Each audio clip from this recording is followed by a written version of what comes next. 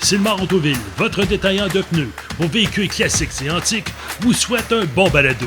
Consultez leur site web au www.sylmar.ca. Roule ton passé au présent. Mais ça lance la saison de baseball de belle façon quand même. Ça va être un bon tournoi, ça va être le fun à surveiller.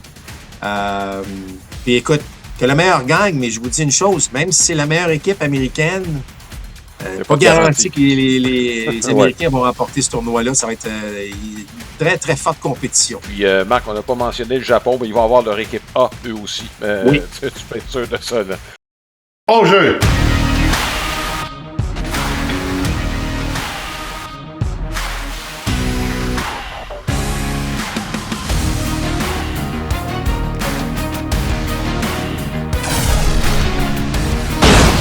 Deuxième prise!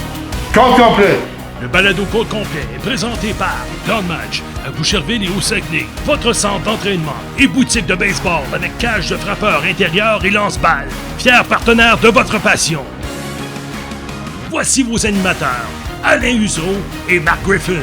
Bienvenue à Compte complet. Alain Husereau en compagnie de Mark Griffin. Les camps d'entraînement sont en marche. Les parties hors concours ont commencé. On est sur le point de commencer la Classique mondiale.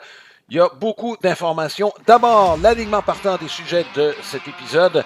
Une présentation de Lester, qui est le choix numéro 1 des amateurs de baseball et des casse-croûtes depuis 1931. Et vous pouvez évidemment utiliser les produits Lester comme bon vous semble pendant un match en famille, un party. Bref, Lester est toujours avec vous. On va parler de plusieurs choses. On va parler de la situation des Blue Jays de Toronto. Il y a eu quelques changements dans l'arrivée de Max Scherzer. Les Yankees de New York. Écoute, il arrive quoi de ce côté? On court encore après les frappeurs droitiers. C'est pas compliqué, là. On n'a pas encore solutionné, semble-t-il, ce qui va se passer de ce côté. Il y a des surplus de joueurs. Il y en a certains qui vont jouer visiblement moins que d'autres. Notre nouveau segment Point de contact qui va mettre à contribution l'intelligence artificielle. C'est un segment qui sera présenté maintenant à chacun de nos balados. Et on va parler de cette nouvelle sensation qui va commencer la saison probablement à Pittsburgh, Connor Griffin. Pas de lien de parenté avec Marc, pas encore, connu à tout le moins. Pas trouvé encore. Bon, c'est ça. Et Marc, il y a un texte qui est sorti là, ces derniers jours là, relativement à la moyenne au bâton. Là. On va en parler, mais disons que, je ne sais pas que c'est frustrant un peu, là, mais il y a des gens qui auraient eu intérêt à nous écouter un peu au cours des dernières années, un peu plus, ou porter attention à ce qu'on dit. On va dire ça comme ça. Il y a un Québécois qui s'en va avec les Blue Jays de Toronto. Puis la zone de prise électronique, qu'est-ce qu'on peut retenir de ces premiers jours de camp d'entraînement? Il y a déjà des tendances. Marc, tout de suite, on va commencer avec les Blue Jays de Toronto. Max Scherzer qui revient. Est-ce que ça te surprend? Non, ça me surprend pas. Pour deux ou trois raisons, là, en fait quelques raisons. La première raison, c'est que je pense qu'il y avait vraiment un lien fort avec Scherzer et certains lanceurs actuels et l'organisation. Je pense que Scherzer voulait revenir. Ça, c'est la première des choses. Deuxièmement, t'en as jamais assez, Alain, de lanceurs partants, la profondeur.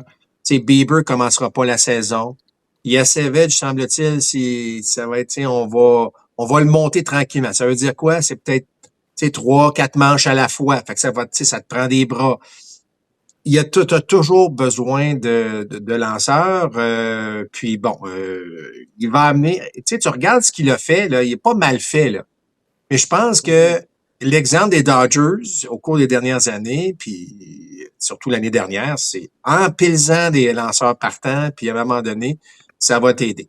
On se rappelle que les Blue Jays sont dans la division Est, Alain. Ça sera pas facile cette année.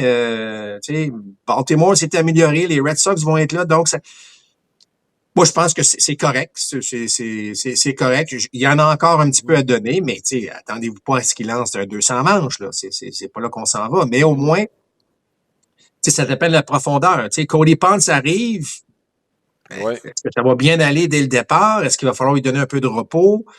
Donc, des Berrios puis des Eric Lauer, ils vont voir leur efficacité là, dans le sens qu'ils ils vont être utilisés. Alors, tu vas avoir besoin de tout ton monde, mais je pense que c'est correct là, d'avoir Max Scherzer autour de l'équipe. Oui, Cody Ponce, Marc, ça va être quelque chose entre, je vais faire le parallèle, entre Miles McCullough et Carl Hart.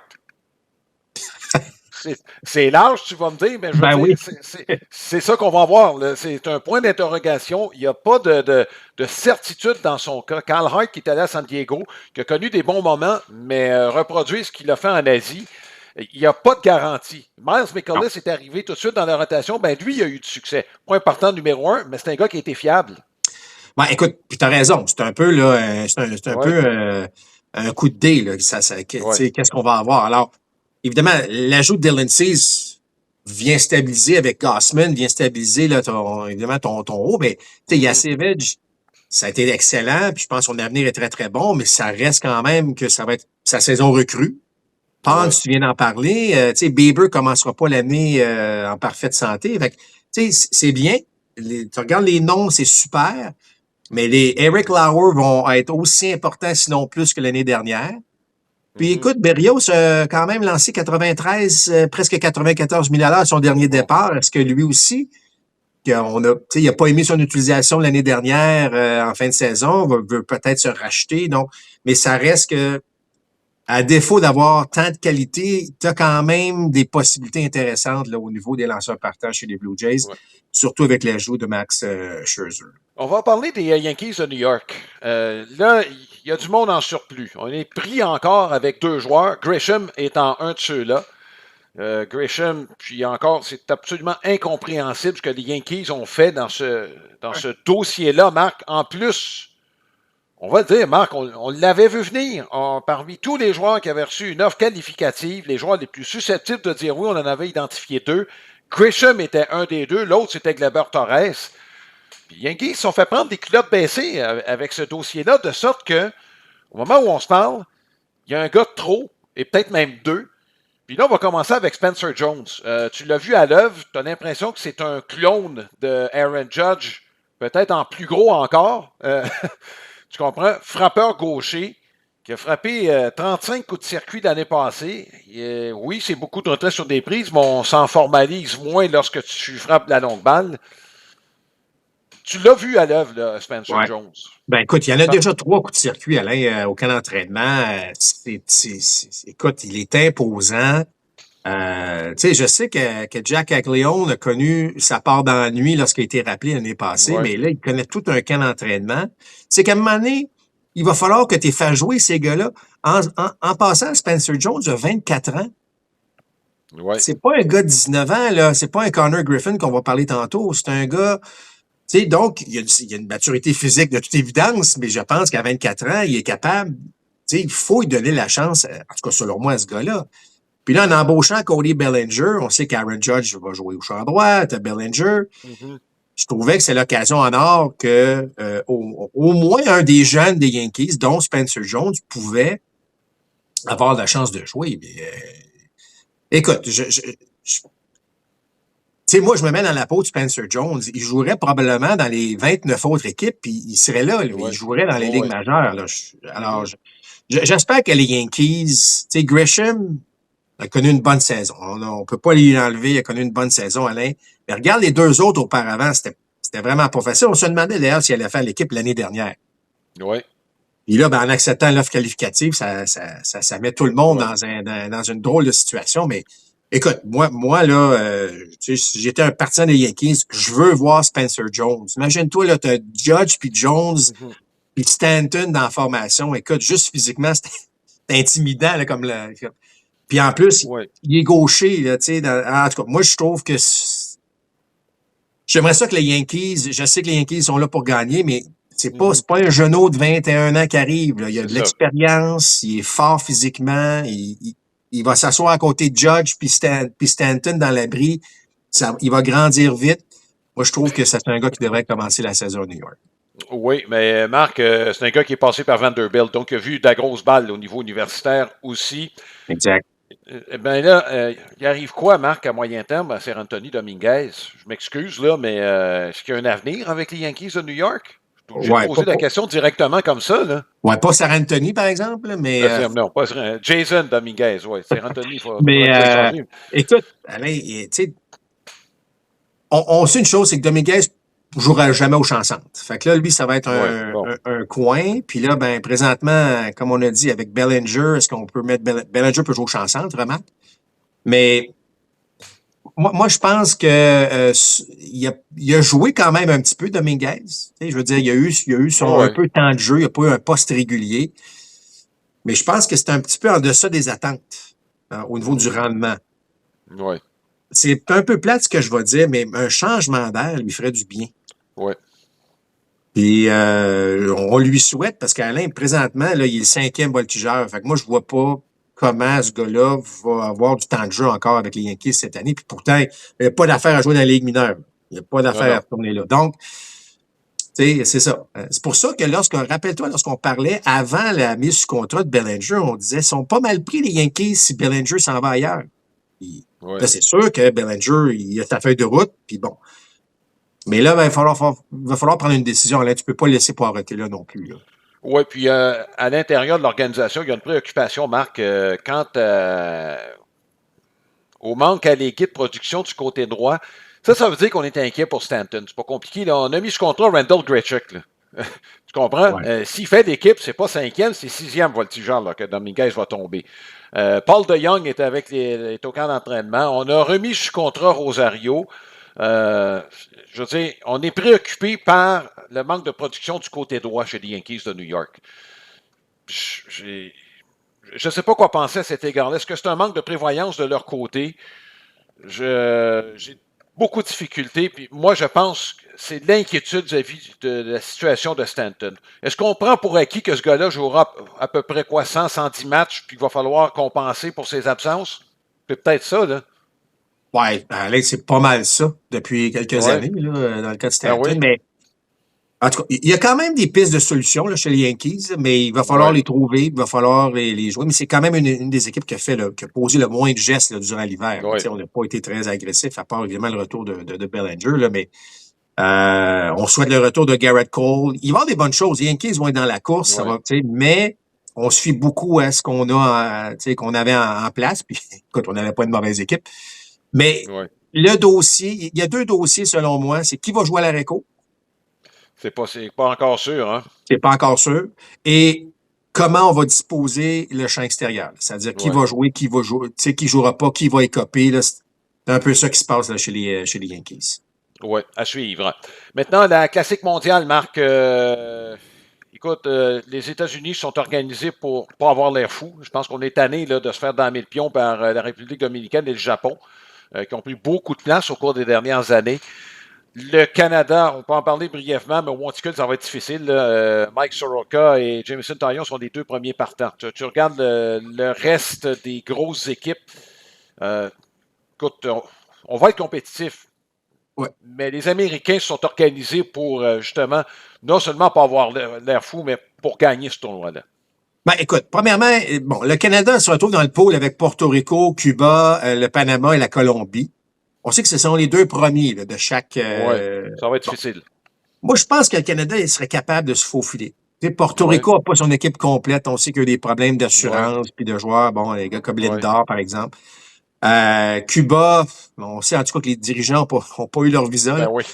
Je ne sais pas qu'est-ce que ça va donner, Cuba, mais c'est sûr que Cuba n'est plus ce que c'était. Là, on va se le dire. Ouais. À ce niveau-là. Le Canada a quand même certaines possibilités, Alain. Ça peut frapper. Je regarde évidemment, bon, on a un peu d'expérience. C'est sûr que Josh Naylor, avec l'absence de Freddie Freeman, Naylor devient un peu le capitaine de cette équipe-là et la force de frappe. Mais tu sais, je regarde des Owen Casey, des tu sais, qui, on sait, est capable de bien frapper. Attention, un gars comme Tyler Black, on connaît pas beaucoup, mais c'est tout un frappeur. Ouais. 2 bons receveurs quand même, en Bo Naylor puis Liam Hicks. C'est sûr que ça va être au monticule, Alain, que ça va être un petit peu plus difficile. Mais j'ai bien hâte de voir. Bon, évidemment, Philippe Aumont revient un peu encore une fois de sa retraite. Qu'est-ce que ça va donner? On verra bien, mais c'est pas évident pour Philippe Aumont. Mais Antoine Jean fait partie de l'équipe, Alain. Et l'autre, le gaucher qui est à surveiller, c'est Matt Wilkinson, qui est un jeune gaucher assez costaud, lance des prises, il est dans l'organisation des Guardians, qui va être à surveiller. Eric Sarantola qui est là aussi, on a déjà fait une entrevue avec lui. Fait que ça va être beaucoup, tu sais, ça sera pas mauvais, Alain. Je pense que le Canada est peut-être capable de passer son pot. Là, par la suite, ça va être un petit peu plus difficile. Mais Alain, si on veut penser un petit peu plus loin, si jamais le baseball majeur décide d'aller aux Olympiques en 2028, ben c'est pas une mauvaise façon de, tu sais, parce que là, il y aura pas d'autres classiques mondiales d'ici là, là. Donc, c'est une belle occasion quand même de démontrer qu'on est capable de faire quelque chose avec l'équipe canadienne. Mais dans les autres poules, Alain, écoute, les Américains, tu l'as dit, c'est un pool qu'on va passer à travers, je vais dire, assez facilement, de toute évidence. Mais là, ce qu'on va arriver pas dans le carré d'as, mais presque, bon, on a le Japon, évidemment. La République dominicaine, je ne sais pas si tu as vu la formation. Ça va être pas mal le fun. Les bons voltigeurs, mettons. Ouais. Soto va être là. Tatis va être là. O'Neill Cruz va être là. Et Julio Rodriguez. Fait que ça, c'est juste tes voltigeurs de sang, tes voltigeurs, c'est-à-dire. Puis après la suite, tu as évidemment, tu as Vlad Guerrero qui va être là. Bon, ben. Ça va être du bon baseball, Alain. C'est la meilleure équipe américaine jamais présentée à la Classique mondiale. Pour ça, ça va être ça va être bon. Il y a quelques absents de taille dans d'autres équipes, c'est clair. Mais ça va être quand même le fun à suivre. C'est sûr que c'est le début de la saison, puis là, même déjà l'équipe américaine, on a dit à Scuba, ça va être un départ, puis après ça, tu retournes au camp des Tigers. Il faut être très prudent dans ces affaires-là. Mais ça lance la saison de baseball de belle façon quand même. Ça va être un bon tournoi, ça va être le fun à surveiller. Puis écoute, que le meilleur gagne, mais je vous dis une chose, même si c'est la meilleure équipe américaine, pas garanti que les Américains vont remporter ce tournoi-là. Ça va être une très, très forte compétition. Oui, peut-être un avant-goût de 2028, ça aussi. Puis, Marc, on n'a pas mentionné le Japon, mais ils vont avoir leur équipe A, eux aussi. Tu peux être sûr de ça. Là. Et il y a quelques bons joueurs japonais là, dont on a vaguement entendu parler au cours des dernières années. C'est le temps de la question de la semaine. Si vous avez envie d'une bonne pizza, on vous propose Crabtree Pizzeria qui vous garde depuis 54 ans. C'est la meilleure pizza dans la Naudière. Et il y a 5 succursales pour vous servir. On vous invite à aller consulter le crabtreepizzeria.com. Donc, on s'attend sur les Blue Jays de Toronto. C'est quel lanceur partant voyez-vous qui aura le plus d'impact au sein de l'équipe? Il y a une liste de noms. Gausman, Cease, Ponce, Savage, Berrios, Scherzer, Lauer. Votre choix est aussi bon que le nôtre. On vous invite à vous prononcer. Allez sur notre page Facebook, facebook.com/compte complet balado.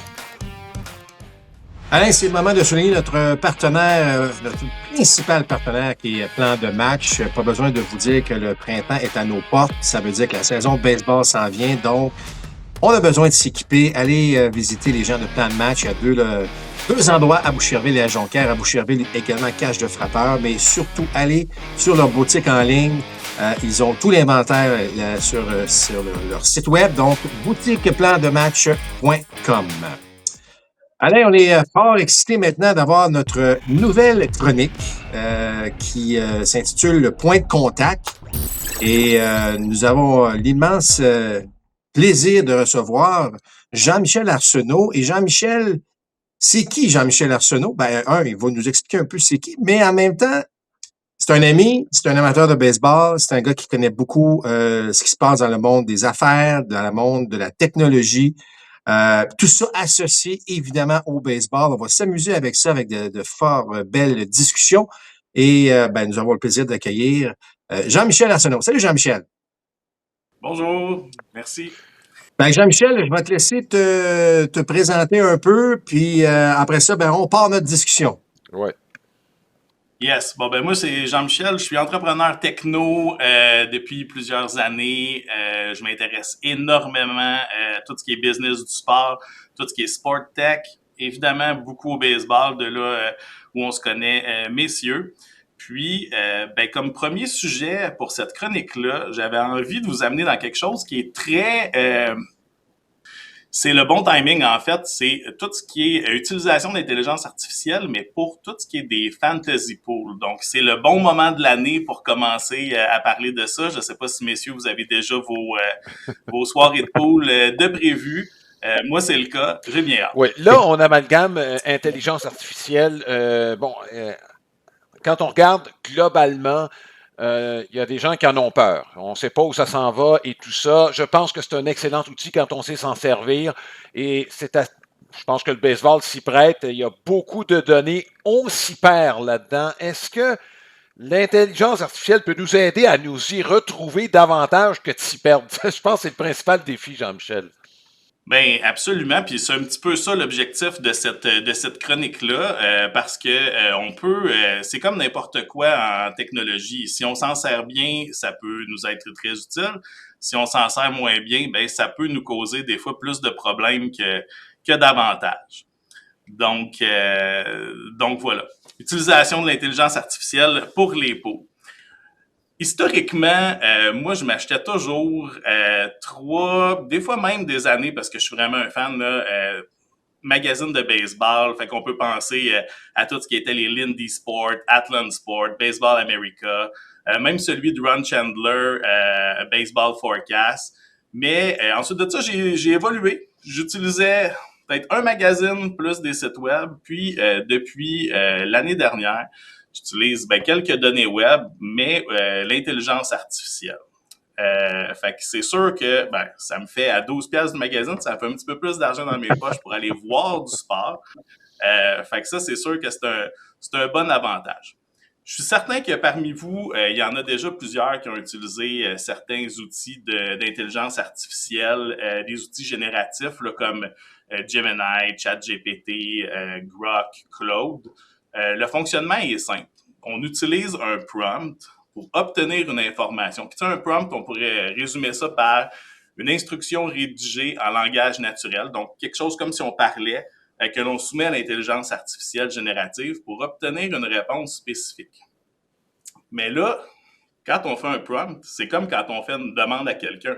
Si le prompt n'est pas clair ou si la demande n'est pas claire, ben l'information ne sera pas claire non plus. Dans le cas des poolers, si on demande, par exemple, je donne un exemple, la revue des 10 meilleurs receveurs, ben, c'est important de préciser c'est quoi les statistiques qui vont nous intéresser, c'est quoi les règles de notre pool, c'est quoi les catégories là, qui comptent pour des points, c'est quoi le time frame que vous voulez regarder. Si voulez-vous regarder la carrière du joueur au complet, voulez-vous regarder seulement la dernière saison. Donc, dépendamment de ce que vous cherchez, c'est important de préciser ça dans un prompt pour avoir la bonne information. Je pense qu'il y a une partie du secret quand on fait un bon prompt. On peut envoyer un prompt puis demander à l'intelligence de nous trouver les données, les sources de données. Mais moi, ce que j'aime bien faire pour avoir de la précision, c'est de donner les sources que moi, j'affectionne particulièrement. Puis là, je pense que, messieurs, vous allez très bien connaître ces sites-là, là. Fangraphs, Baseball Reference, Savant de MLB, des sites de prospects, Fantrax, le site de RDS, vos blogueurs préférés. Le plus que vous donnez d'informations intéressantes, le mieux ça va être pour la performance de l'information qui va vous être sortie. Puis moi, j'affectionne particulièrement la suite de Google, donc Gemini. Puis, il y en a certainement parmi vous qui ont accès à une fonction qui s'appelle Deep Research. Moi, je vous le reconseille fortement là, pour savoir si vous en avez accès. Vous cliquez sur le bouton « Outils » là, dans Gemini, puis vous allez pouvoir sélectionner Deep Research si vous l'avez. Ça prend un petit peu plus de temps à sortir l'information, mais l'information est encore plus détaillée à ce moment-là. J'ai 2 petits trucs de plus pour vous aider dans votre prompt, là. Moi, j'adore voir, quand je vais sur des sites web pour comparer, j'aime pas ça voir une seule personne. J'aime ça voir l'avis de plusieurs experts ensemble.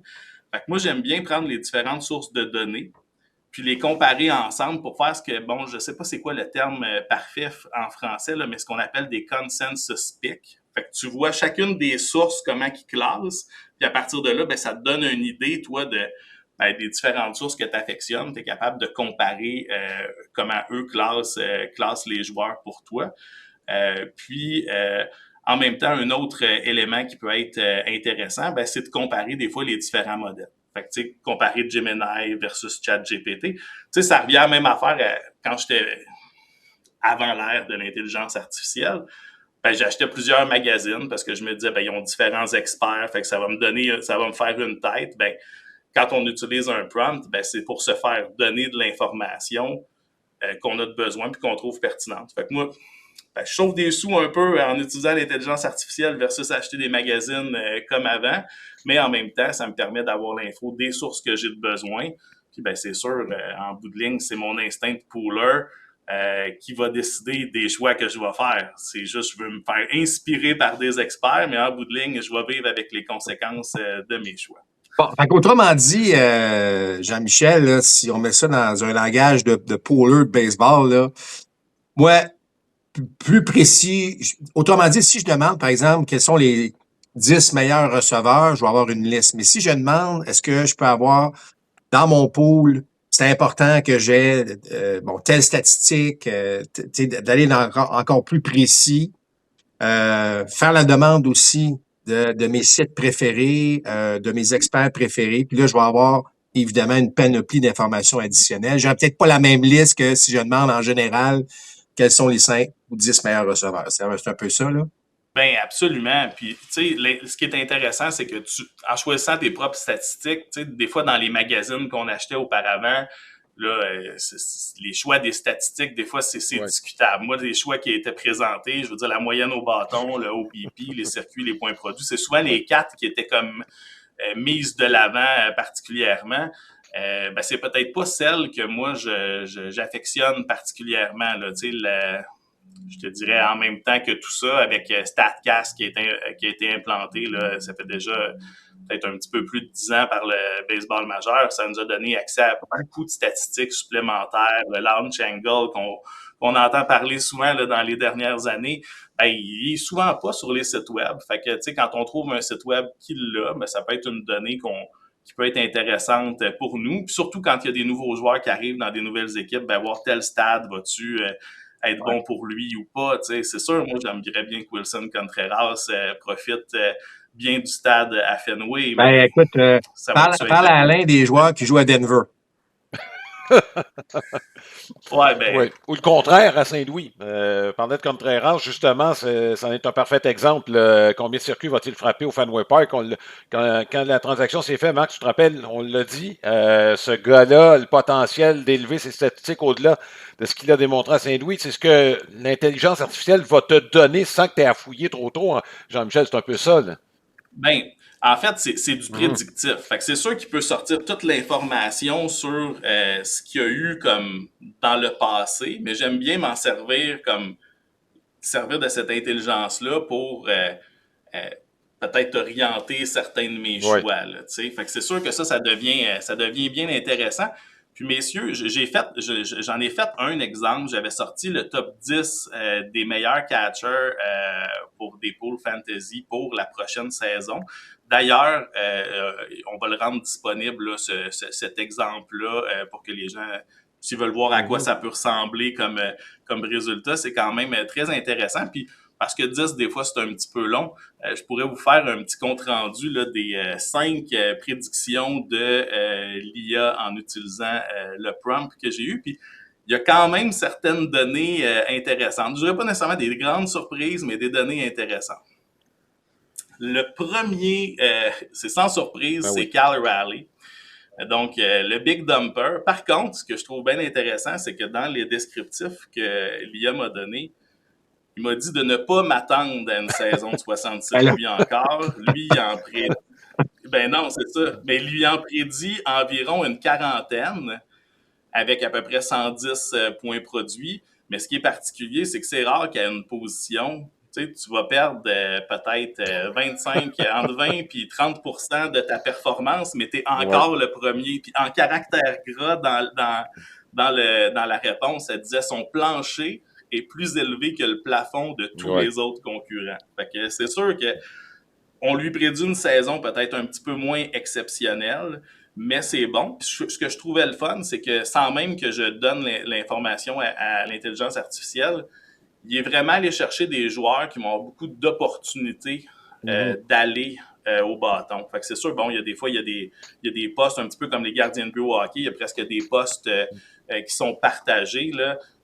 Mais Cal Raleigh est là pour la majorité des lanceurs des Mariners. Fait que ça, c'est quand même bon. Puis, tu sais, ce que j'aimais bien aussi, c'est qu'on lui prédisait une bonne saison encore défensivement, ce qui lui assure encore plus à long terme de peut-être pouvoir avoir plus de matchs. Fait que ça, c'est sûr que c'était quand même bien intéressant de ce côté-là. Puis une autre donnée, petite surprise qui était le fun aussi, c'est que l'intelligence artificielle a décodé que le fait d'avoir un frappeur ambidex de cette manière-là, qui a de la puissance des deux côtés, l'intelligence artificielle, me disait, 38 circuits comme gaucher, 22 comme droitier. Ben, juste ces circuits comme gaucher, c'est plus que le plus proche de la position. Puis 22 comme droitier, il serait le 4e parmi tous les receveurs si on enlevait les 38 comme gaucher. Fait que c'est juste pour... Ça montre le côté historique de la saison qu'il y a eu l'année dernière. C'est quand même un fait exceptionnel. C'est encore le premier. On va ensuite avec Will. Ce que j'allais dire, c'est que, tu sais, moi, dans ma tête, j'ai mes 5 receveurs, tu sais, si on va aux 5 meilleurs. Mais moi, je suis pas allé voir tu sais, j'ai pris ce que moi, j'aime. Ouais. Alain, je sais que, Alain, tout le monde sait qu'il aime beaucoup les statistiques avancées. Tu as probablement tes choix aussi, Alain. Mm-hmm. Peut-être que ce serait le fun, parce que, Cal Raleigh, je pense qu'on ne s'obstinera pas trop, là, avec la qualité du joueur. Mais est-ce qu'on devrait nous mentionner nos joueurs, puis après ça, on fait la comparaison avec ce qui t'est donné, Jean-Michel, ou est-ce qu'on fait l'inverse? Moi, je ferais l'inverse parce que c'est sûr que pour ceux qui utilisent les outils comme ChatGPT et Gemini, souvent, il y a une tendance à vouloir nous plaire. Mm-hmm. Fait que c'est sûr que si on lui donne notre liste d'avance, il va peut-être nous sortir quelque chose qui va lui ressembler un petit peu. Fait que moi, je n'irais pas de ce côté-là. Je le laisserais faire. Puis ensuite de ça, c'est un processus d'échange. Tu peux lui demander de se challenger certains éléments ou pourquoi ce joueur-là en deuxième. Puis tu sais, celui qui est deuxième dans la liste, c'est William Contreras des Brewers, qui, historiquement, était très bon. L'année passée, a été blessé. Puis, selon les rapports qu'elle y a trouvés, au niveau de son doigt, ça a été réparé chirurgicalement. Tout devrait être beau pour sa mécanique de swing cette année. Donc, on le place en deuxième. Bon pour la moyenne, bon pour la puissance, ce qui est rare quand même pour un receveur aujourd'hui. Un très haut hard hit percentage, qui est quand même aussi intéressant là, pour lui. Au numéro 3, une vedette montante quand même, dans une équipe qui va avoir un nouveau stade, une nouvelle ville bientôt. Shea Langelier, je ne sais pas si je le prononce comme il faut, mais qui est avec les Aces, qui compare vraiment comme à une version plus jeune de Cal Raleigh. L'IA prédit que s'il y en a un qui pourrait un jour, parmi les catchers qui sont là, aller rejoindre un petit peu au niveau de la puissance, puis d'une saison qui se rapproche à peut-être ce qu'on a vu, il y aurait peut-être ce joueur-là là, dans les prochaines années. Un bon début de carrière, augmenter sa moyenne au bâton, ça l'IA l'a très bien remarqué. Donc, ça donne un bon rendement. Puis c'est probablement le joueur avec tous les autres jeunes des Aces qui va être bien protégé aussi dans sa place à l'alignement. Fait que je pense que ça va bien aider. Numéro 4, moi, c'est une surprise parce que c'est un joueur que je n'affectionne pas particulièrement. Will Smith des Dodgers, qui glisse versus d'autres saisons.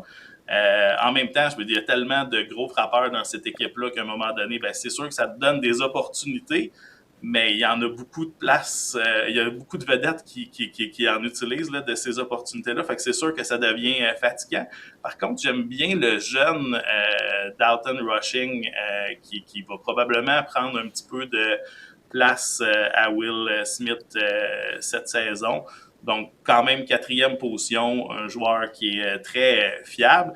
Mais ce qui est intéressant, c'est que l'IA remarquait qu'avec l'émergence de Dalton Rushing, tu vois, les joueurs qu'un profil comme Will Smith pourraient devenir des bons frappeurs désignés. Mais avec les Dodgers, je pense que Ohtani est quand même... je pense pas qu'il regarde Will Smith en se disant...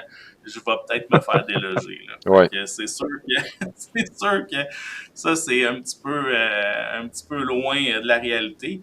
Fait que Will Smith en 4e. Et le 5e, Hunter Goodman des Rockies, qui, bon, on peut dire un petit peu la révélation de l'année passée au niveau des receveurs. Probablement la seule belle nouvelle des Rockies l'année passée. Là, son émergence a été bonne au niveau de la puissance, au niveau de la moyenne, selon l'intelligence artificielle.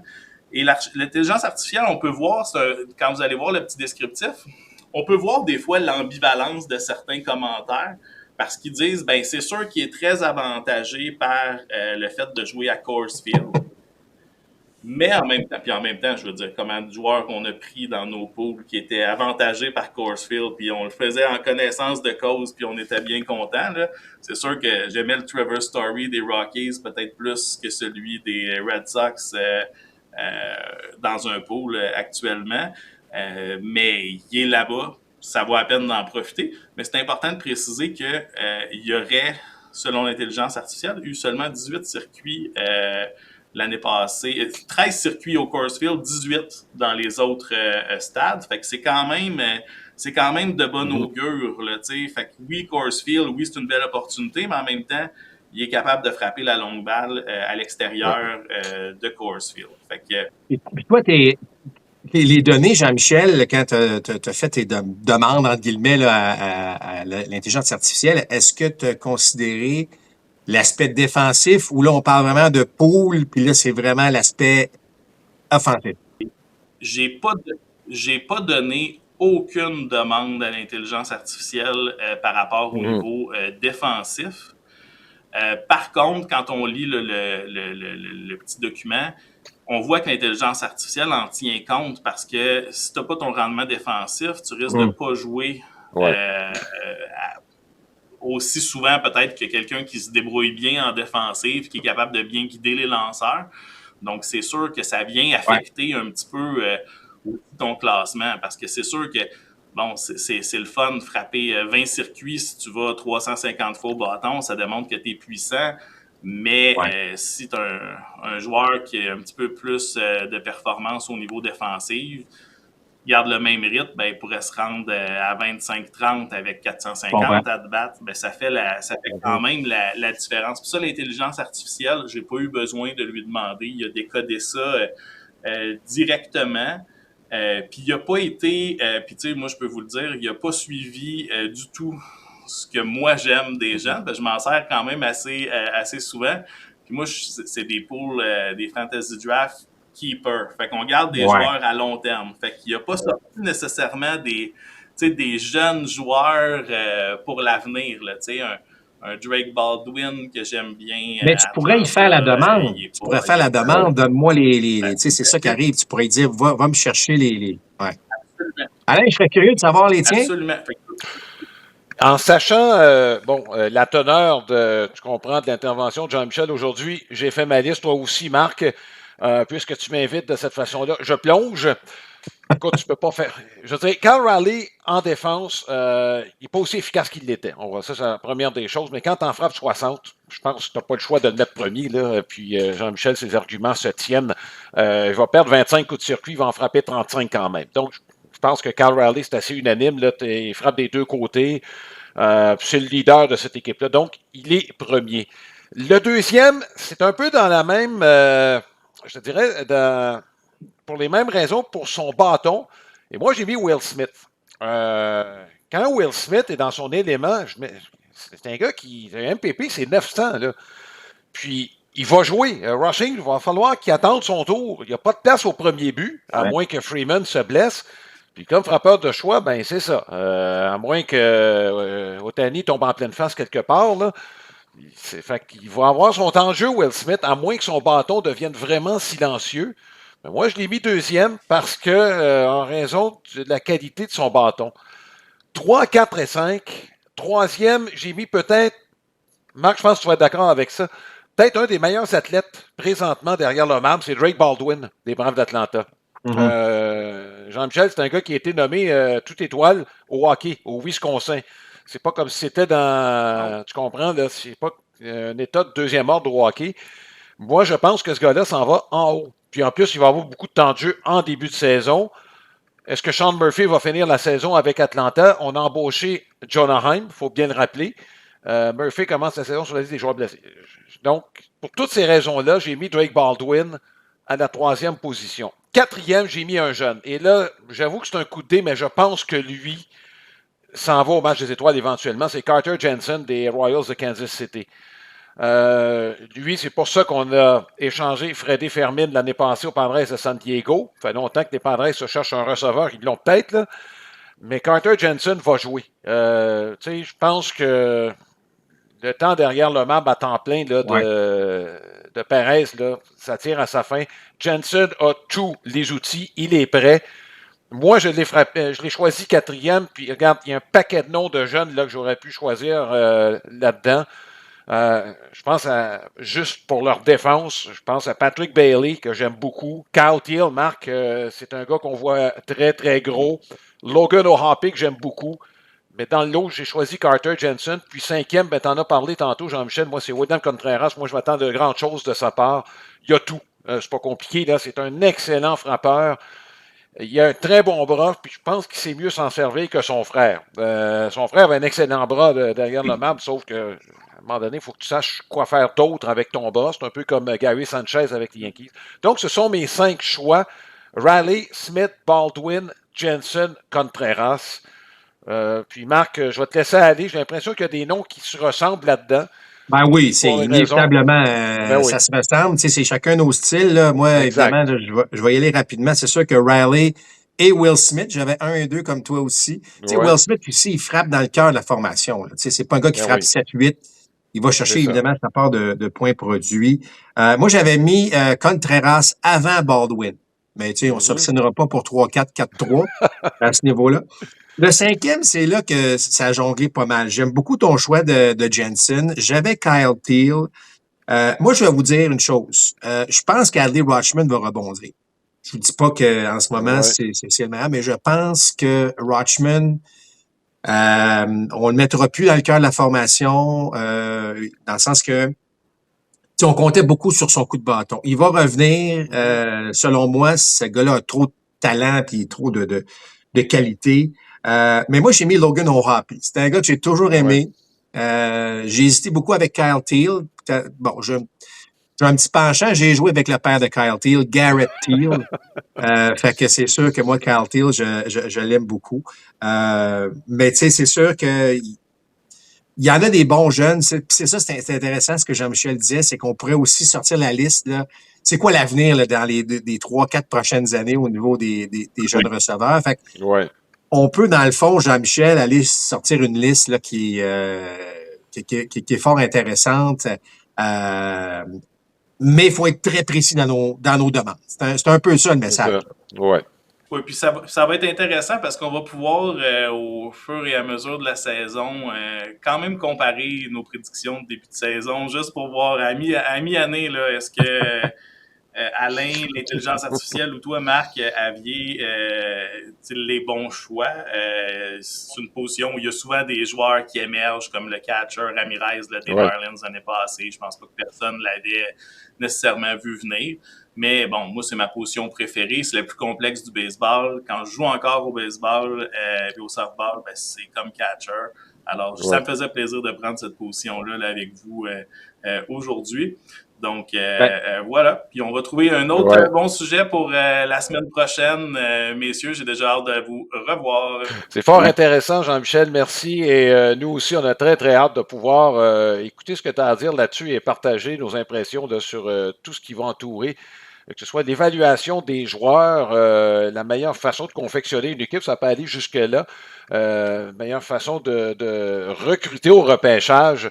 Il y a bien des choses sur lesquelles on pourra s'attarder au cours de la prochaine saison. Jean-Michel Arsenault, merci beaucoup. Puis on regarde ça pour 2026. Là, je suis convaincu que les gens vont y trouver leur compte.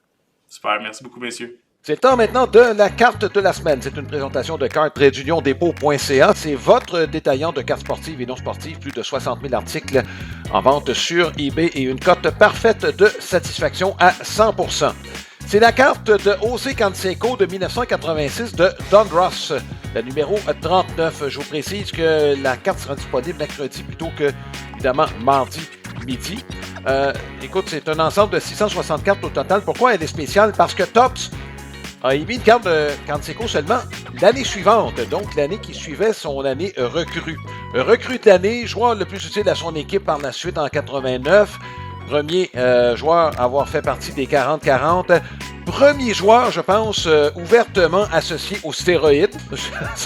Et c'est là, Marc, que ses problèmes ont commencé. On ne se trompera pas.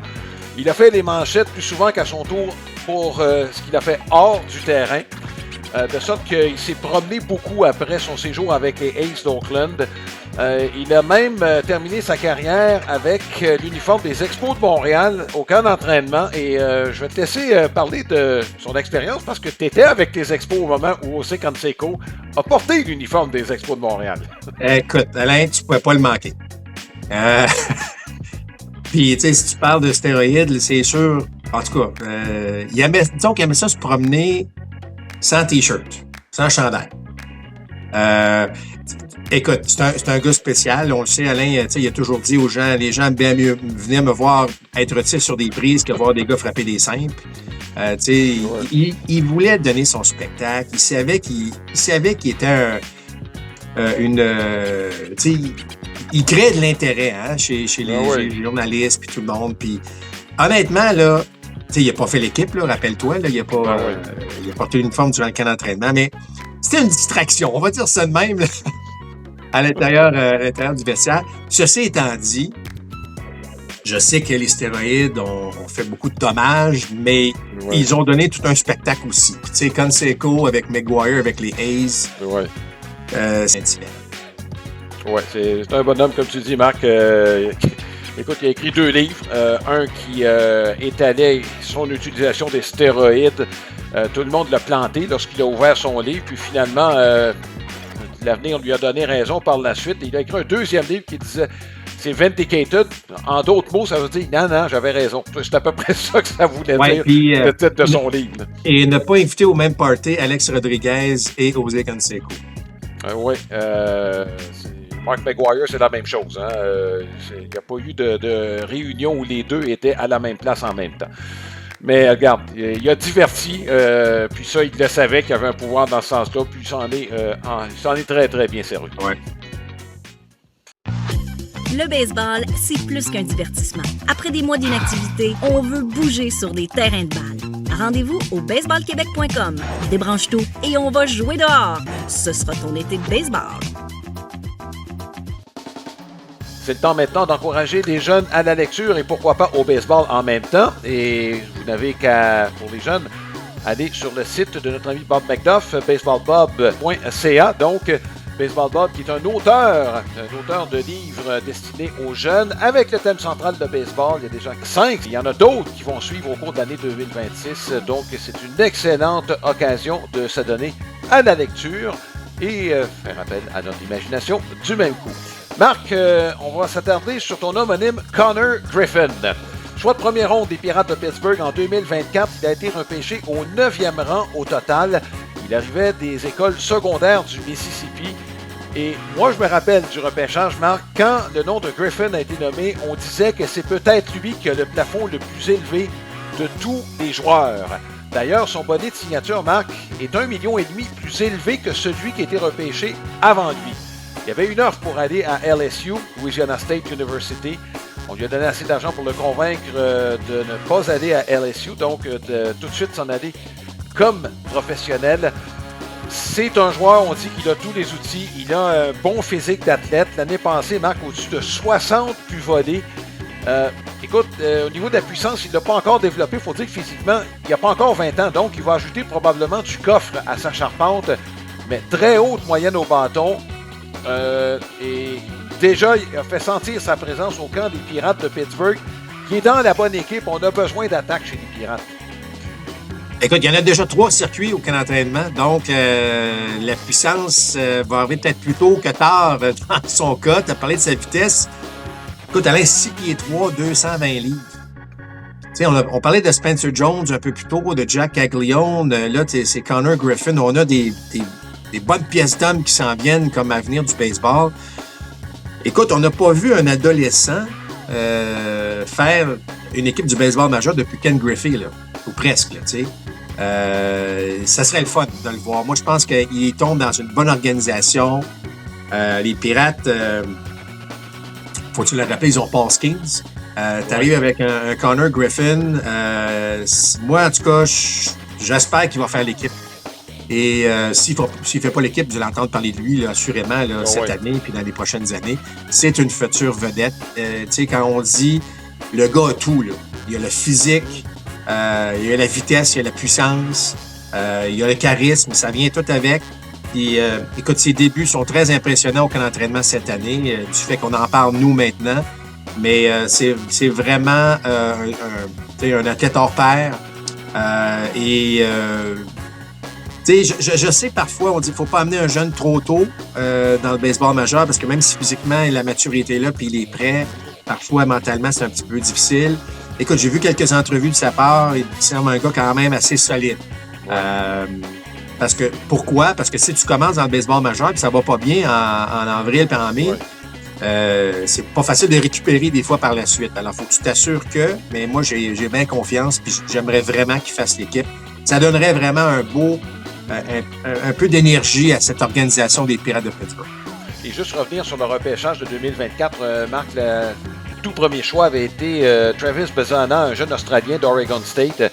Avec les Guardians de Cleveland, on aimait beaucoup ses qualités athlétiques. Il devrait faire ses débuts dans le baseball majeur cette année. Et parmi tous ceux qui ont été repêchés, devant lui, il y en a 4 qui ont déjà fait leur début dans le baseball majeur. Le deuxième choix au total, Chase Burns, qui a un potentiel, je pense, assez élevé. Et autre note, celui qui s'est le plus distingué, c'est Cal Kurtz, qui a été repêché 4e. Et dans le cas de Griffin, il avait été le premier joueur issu des écoles secondaires à avoir été repêché. Tous les autres étaient issus des rangs universitaires. Ça, c'est une tendance, évidemment, qu'on a observée avec, tu comprends, on s'en rappelait, Marc, quand on a éliminé plusieurs équipes des ligues mineures, là, on se doutait que les universités étaient pour servir de club-école, ni plus ni moins. Donc, c'est une tendance qu'on a observée, mais il a été tout le premier joueur issu des écoles secondaires. Et les autres qui ont fait leur début dans le baseball majeur, je parlais de Burns, Kurtz, Jack Caglianone des Royals de Kansas City et Christian Moore des Angels de Los Angeles. Ce sont les joueurs qui ont réussi à faire leur début dans le baseball majeur. Il y en a un que je vais observer, Marc, c'est Condon avec les Rockies du Colorado qui a été blessé dès sa première année, a connu un bon automne avec les prospects. Bon œil au bâton. Bonne moyenne, bon MPP. Pas beaucoup de coups de circuit. C'est pour ça, Marc, qu'on l'avait repêché au Colorado. Plusieurs prétendaient que c'était le meilleur frappeur de tout le groupe. Donc, ce sera à suivre dans son cas. Surtout que les Rockies ont besoin, tu parlais des Pirates, là, les Rockies ont cruellement besoin d'énergie là, présentement. Marc, je veux revenir aux Yankees de New York et CC Sabathia, on va retirer son numéro. Certains disent, bon, il a passé pas mal de temps avec Cleveland. Les Yankees ont pas mal de numéros retirés. C'est un gars qui en a donné beaucoup aux Yankees de New York. Et la Série mondiale, la conquête de 2009, là, le joueur clé, c'est quand on a embauché CC Sabathia. C'est pas compliqué, on cherchait un partant numéro 1. Tu sais, celui qui sert de locomotive, là. C'est lui qui a permis aux Yankees de remporter leur dernière Série mondiale. Tout à fait d'accord avec toi. Est-ce que c'est suffisant pour avoir ton numéro retiré? Moi, je vais t'avouer, quand j'ai vu la nouvelle, j'ai fait comme... Tu sais, qu'il soit au temple de la renommée, c'est parfait, là, parce que c'est l'ensemble de sa carrière. Ah oui. Et tout à fait d'accord avec ça. Mais, je sais pas, moi, tu sais, tu vas au Yankee Stadium, tu vois, tu sais, je veux dire, ce sont des Yankees, je sais pas, il y a quelque chose de différent. Moi, si t'es pour retirer le numéro de Sabathia, Alain, il va falloir t'en retirer un paquet d'autres, là. Tu sais, parce qu'il y a eu un impact, mais il n'y a pas eu un impact pendant très longtemps. Évidemment, c'est ça. Ouais. Regarde, écoute, ça a été... en fait, il a joué 11 ans avec les Yankees. C'est quand même, c'est quand même pas rien. Mais écoute, tu sais, moi, ma première réaction, c'est que j'ai été surpris. Puis là, c'est sûr que tu regardes l'importance qu'il y a eu, puis tout ça. Mais je sais pas, est-ce que tu le mets dans la même catégorie que les grands que tu retrouves dans le le fameux l'endroit où chansante là, qui Ouais. est phénoménal, soit dit en passant. Là. Ça sent l'histoire lorsque tu marches là tu as l'impression que tu as les fantômes des Yankees. Là. Ouais. Mais en tout cas, je suis très content pour lui. Tant mieux. C'est un bon gars. Hein. Tu vois que ce gars-là, Mhm. c'est pris en main une superbe après-carrière présentement. Un gars très, très intelligent. Tu sais, enfin, il mérite tout ce qui lui arrive. C'est juste que moi, ma première réaction, c'est que j'ai été surpris. Oui. Ben, écoute, t'es pas le seul. Selon certains, ça dilue un peu la qualité de l'honneur. On n'enlèverait pas le numéro 3 numéro 3 de Babe Ruth, là. Regarde, puis tous les autres dont on a retiré le numéro. Mais selon plusieurs, ça dilue l'honneur, mais je pense que ça n'empêche pas. Regarde, comme je disais, il a été un gros morceau de la dernière conquête de la Série mondiale, puis il est autant de la renommée. Chapeau pour sa carrière. Et quant aux Yankees, ben écoute, si ils ont jugé bon de le faire, qu'ils suivent pour les juger, mais on peut se poser des questions quand même. Là. Marc, il y a un Québécois qui a signé avec les Blue Jays de Toronto. Je trouve ça très, très rafraîchissant et qui a fait son nom avec Trois-Rivières dans le baseball indépendant. Mathieu Vallée. Moi, j'adore ce genre d'histoire-là. C'est à lui maintenant de se distinguer à partir du moment où on lui donne une chance avec le baseball affilié.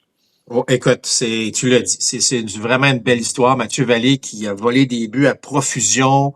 Tu sais, le type premier frappeur qu'on a connu dans les années là, 80, 90, là, il est dans le profil parfait.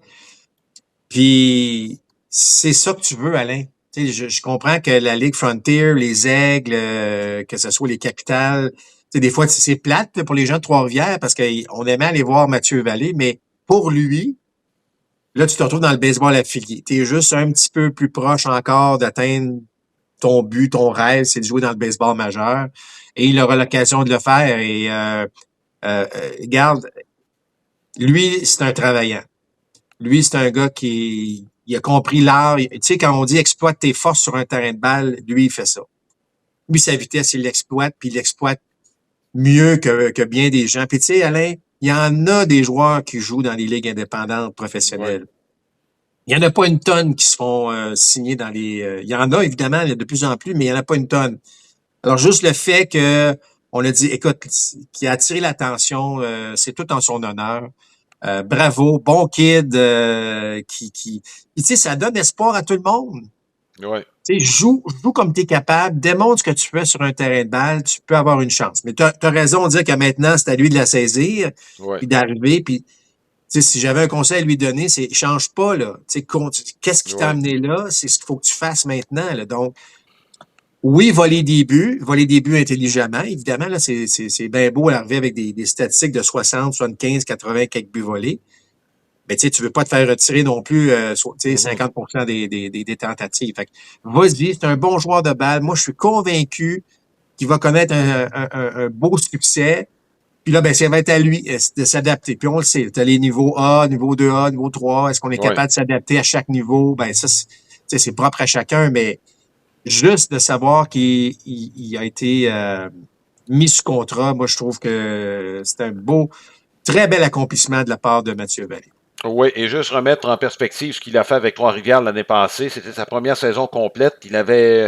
Il s'est très bien adapté, Marc. Il arrivait l'année précédente, il a rejoint les Aigles en milieu de saison, après la fin de sa carrière universitaire. Mais l'an passé, Marc, il a frappé 352, moyenne de présence sur les buts de 428. Et tenez-vous bien, en 88 matchs, 83 buts volés. 6 fois seulement, on l'a pris à contre-pied. Donc, c'est sa rapidité qui va l'amener, évidemment, plus haut. Et s'il se rend sur les buts. S'il y a une combinaison des deux, Marc, ça pourrait être prometteur. Maintenant, décès de Bruce Framing, Marc. Tu l'as observé pendant plusieurs années, Bruce Framing. C'est un nom qui est associé à ma jeunesse au baseball, Marc. Je ne peux pas dire que je portais attention beaucoup aux arbitres. Il y en avait des plus spectaculaires que lui. Mais le nom que j'ai, le mot que j'associe à Bruce Framing, c'est respect quand j'entends ce nom-là. Ouais, c'est ça. C'est un officiel, un arbitre qui, effectivement, moi j'avais toujours l'impression que chaque fois que je regardais un match des Expos, à l'époque c'était Bruce Framing qui était derrière la marbre, je sais pas pourquoi, là, mais c'est ça. C'est c'est un officiel, effectivement. Tu sais, tu avais des Dutch Runners là, qui étaient pas mal plus bon. Hein? Oui, plus Quand volubile. c'était une prise, tu savais que c'était une prise. Là. Mais Bruce Framing, effectivement, c'était un peu l'arbitre qui démontrait, tu sais, qu'il y avait le respect joueur-arbitre, qui s'assurait que tout se déroulait de la bonne façon. Puis je pense que c'est important de souligner, là, c'est un gars. Tu sais, les officiels ont eu un impact majeur là, sur ce qui se passe, sur le spectacle. Puis lui, je pense qu'il a fait les choses de la bonne manière. Oui. Écoute, il a commencé à arbitrer à 18 ans, dans les années 50. Puis on s'en rappelle, donc il était très, très longtemps arbitre. Ça a pris une dizaine d'années avant qu'il ait son poste d'arbitre permanent dans le baseball majeur. On va rester là-dedans, Marc, avec les arbitres. Parce qu'on va parler de la zone électronique, pas des arbitres nécessairement, quoi qu'on pourrait peut-être dévier, mais là, la zone électronique, on a quand même un échantillon intéressant. Puis, je lisais certaines choses, Marc, relativement à leur utilisation. L'équipe qui a le plus de succès, ce sont les Aces. Ce sont les Aces avec à peu près 2 demandes sur 3 avec lesquelles on a eu du succès. Puis l'équipe qui a fait le plus de demandes, et ça, je suis vraiment pas surpris, Marc, je ne sais pas si tu as vu les données à cet effet-là.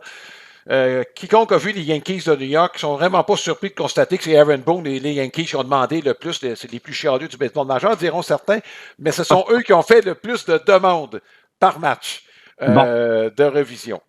Ce qui est important de comprendre, Alain, on va expliquer rapidement, OK? Il faut que tu fasses ta demande à l'intérieur de 2 secondes. Donc, ça ne peut pas venir du banc.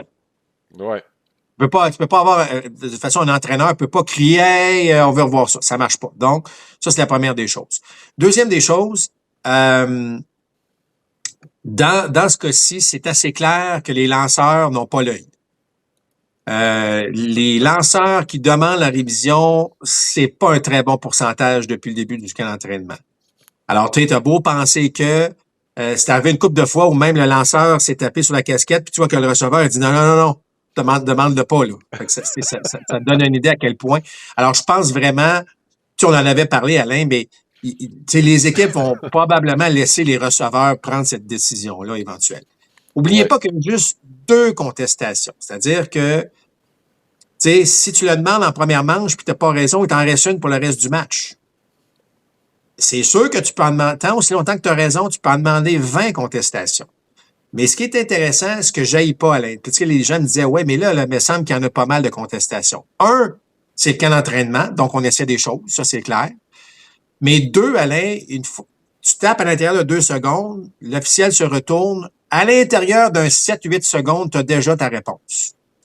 Fait que je pense pas que c'est ça qui va retarder tant que ça. On verra ce que ça va donner, mais rapidement, on va voir les tendances. Puis, moi, on les a vus au camp d'entraînement. Comme j'ai mentionné, les lanceurs, c'était épouvantable. Là. Ils n'ont pas raison très, très souvent.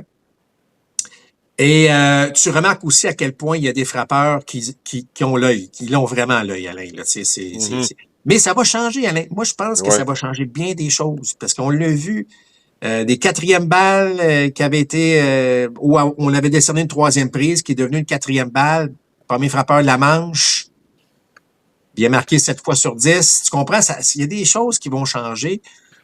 Mais ce que j'ai encore, je dirais pas plus apprécié, mais qui est encore intéressant, c'est qu'il y a des officiels qui aiment ça. Et dis-moi, là, ça me permet d'être encore meilleur. Puis, tu sais, si je me trompe par 0,6 pouces, là, je suis pas mal à l'aise. Le problème, c'est que ça va exposer vraiment les mauvais officiels qui ratent la balle ou la décision par beaucoup. Il y a même une décision, je ne sais pas si les gens l'ont vu, le premier match de Dylan Cease, je pense que c'est même le premier frappeur qu'il a affronté. Là. 3 balles, 2 prises, Alain, ça ne pouvait pas être plus en plein centre. Là. Puis ça avait été décerné une balle. Alors on est allé à la reprise, puis là, tu vois qu'à la reprise, la balle est presque dans le bullseye. Là. Fait que c'est ça. Fait que ça va exposer un petit peu au départ, mais je pense que ça va rendre tout le monde meilleur, incluant les officiels. Alors, bonne décision de certains officiels d'avoir pris leur retraite pour commencer maintenant la nouvelle ère baseball en 2026 de la zone de prise électronique. On n'aura pas de nom, mais il y en a certains qui ont fait des manchettes plus souvent qu'autrement ces dernières années. Marc, par rapport à tout ça, il y a des joueurs qui vont voir leur valeur augmenter. Puis celui que j'ai en tête, je suis convaincu que tu l'as vu, c'est un gars comme David Schneider des Blue Jays de Toronto. Ouais. On a des données sur ce qui s'est passé au niveau 3A. Et il a été de loin le meilleur pour le pourcentage de revisions qui ont été à sa faveur au cours de la dernière saison. On le sait qu'il avait un bon œil, on le sait qu'il voyait beaucoup de tirs, mais ça vient confirmer que, regarde, c'est peut-être un talent, ça, que je ne sais pas si ça s'acquiert, mais en tout cas, c'est un talent que peut-être qu'on va mieux évaluer. Oui, non seulement ça, Alain, mais on est capable maintenant, tu sais, évidemment, on peut le faire, là, mais on évalue aussi la qualité des élans, ou en fait, le nombre d'élans sur des tirs cadrés. Ben oui. Fait que Oui. tu comprends? Alors, il y a ça aussi, tu sais, fait que le joueur, là, peut-être qu'il frappe 200 en début d'année, mais écoute, il s'élance 9 fois sur 10 sur des tirs cadrés. Tu sais que ce gars-là va avoir du succès à un moment donné. Ouais. Tu comprends? Ou à l'inverse, tu sais, c'est un gars qui est souvent retiré sur des prises, puis qu'effectivement, il y a beaucoup d'élan alors que les tirs sont hors de la zone des prises. Là, tu es un peu dans le trouble. Il va falloir que tu resserres un peu ta zone de prise. Alors oui, Alain, puis tu sais, la moyenne de présence sur les buts, on sait à quel point elle est importante maintenant. Alors, si tu vas te soutirer une coupe de buts sur balle de plus par saison parce que ton bon œil, puis que là, la technologie te permet de prouver que c'est bon, ben c'est sûr que ça va aider. Oui, c'est vrai. J'ai bien hâte de voir l'évolution, moi, de l'utilisation, en fait, d'une révision des décisions des arbitres.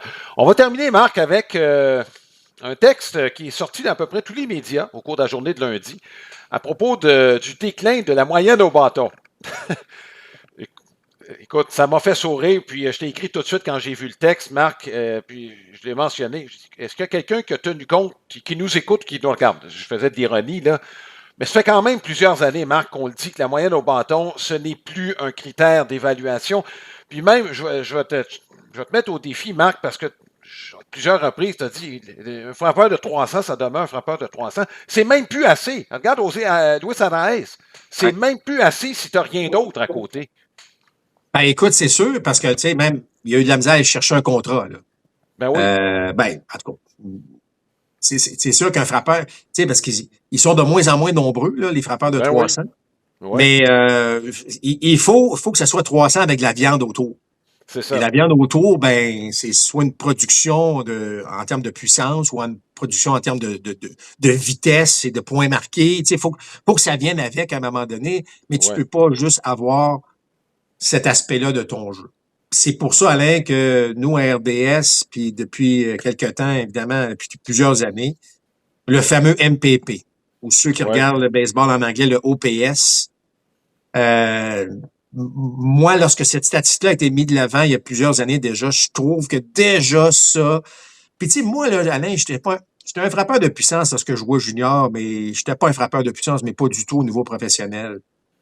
Puis là, évidemment, tout le monde tombe en amour avec le gars qui frappe des longues balles, mais là, tu réalises que ton premier frappeur, qui se rend sur les buts, qui se tire des buts sur balle, qui vole des buts, qui marque des points, puis, soudainement, son MPP, il est aussi de 800. Il est aussi élevé que le gars qui frappe 26 coups de circuit. Mm-hmm. Ben moi, ça rend ce joueur-là pas mal plus efficace, alors que, tu sais, peut-être que le gars qui vole des buts, qui se rend sur les buts, sa moyenne au bâton est peut-être de 2,90, puis le gars qui frappe 26 circuits, sa moyenne au bâton est de 230. Mais on a chacun 800 de MPP, donc on est productif chacun de notre façon. Ouais. En fait, moi, ce que je trouvais que ça faisait, c'est que ça exposait le fait que tu as le droit d'avoir différents styles. D'abord, que tu excelles dans ce style-là, ça va te permettre, évidemment, d'être aussi efficace dans ton équipe. Alors que la moyenne au bâton n'est pas capable de prouver ça. Là. Tu sais, je veux dire, parce que tu peux frapper 300 par avoir une moyenne de présence sur les buts de 300, là, parce que tu ne tires aucun but sur balle. Alors, c'est ça. Fait que c'est sûr que tu sais, de frapper au-dessus de 300, il faut quand même que tu aies des qualités. Mais dans le baseball moderne, ça prend autre chose qui l'entoure. Exactement. Puis Marc, je sais qu'il y en a qui prétendent les joueurs ne cherchent que des coups de circuit, c'est ça qu'on recherche. Je mets un petit bémol là-dessus, puis j'ai un cas extrême, c'est Lenyn Sosa. Lenyn Sosa, au cours de la dernière saison avec les White Sox de Chicago, il en a frappé une vingtaine. Et il n'est même pas sûr d'avoir un poste régulier. Pourquoi? Marc, il a frappé plus de circuits qu'il a reçu de buts sur balle. 22 coups de circuit, 18 buts sur balle. T'as moins de présence sur les buts, là, isolé, c'est la statistique la plus importante. On veut des gars plus dynamiques. Oui, tu vas me donner des coups de circuit. Quand Schwarber, regarde, il donne une tonne de buts sur balle, puis des bonnes présences au bâton. Si sur ça, c'est lance sur n'importe quoi. Je m'excuse, je ne veux pas l'avoir au bâton quand tu as ton meilleur releveur puis que c'est corsé. Là. Ben, c'est pour ça qu'il faut ajouter un aspect. Puis tu l'as dit, dans le cas de Schwarber, par exemple, c'est un très bon exemple. Oui, c'est un coup de circuit. Oui, il y a des retraits sur des prises, mais le nombre de buts sur balle qu'il obtient, là, ben, lorsque Harper vient au bâton, Schwarber, c'est les buts, là. Ouais. Fait que tu comprends? Fait que lui, il va faire s'il fait un double d'un point ou un circuit de 2 points, ben, c'est en raison de la présence de Schwarber. Donc, c'est là que ton but sur balle devient très efficace aussi. Alors, on pourrait analyser ça de bien des façons, Alain, mais c'est sûr que si tu es qu'un frappeur de 300 sans rien vraiment d'ajouter autour, ça enlève ton efficacité, c'est clair. Oui, puis je vais finir comme ça, Marc. On parlait de Schwarber, tu peux parler de Bryce Harper. Pourquoi Alec Bohm a eu près de 100 points produits 2 années de suite? Ouais. Il y avait 2 gars en avant de lui là, qui étaient tous les jours sur les buts. Et c'est la clé là, pour produire à l'attaque. Ben voilà ce qui complète ce balado. J'espère que cela vous a plu. Il y avait beaucoup de sujets et il y en aura beaucoup d'autres tout au long de la saison 2026 qui promet. Alain Usereau, Mark Griffin avec vous tout au long de la saison. Merci à Martin Villeneuve de nous permettre de faire quelque chose de bien visuellement avec ce balado. Je vous dis à la prochaine. Balado compte complet vous a été présenté par Plan de Match à Boucherville et au Saguenay, fiers partenaires de votre passion.